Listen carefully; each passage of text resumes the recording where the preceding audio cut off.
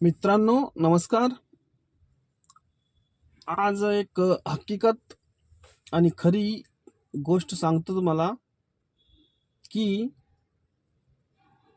Liver तर बरेच जणांना असं वाटतं की दारू पिण्यामुळं लिव्हर खराब होते.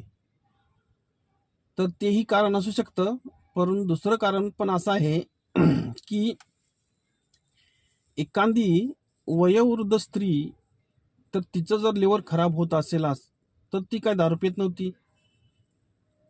तर दारू न पिताही लिव्हर खराब होते ह्याच्या मागचं कारण काय आहे, तर वारंवार आपल्याला ज्या वेळा थोडी सर्दी झाली, थोडं दुखायला लागलं तर आपण वारंवार गोळ्या खातो ना, मेडिसिन खातो, त्याच्यामुळं पण लिव्हर डॅमेज होऊ शकते.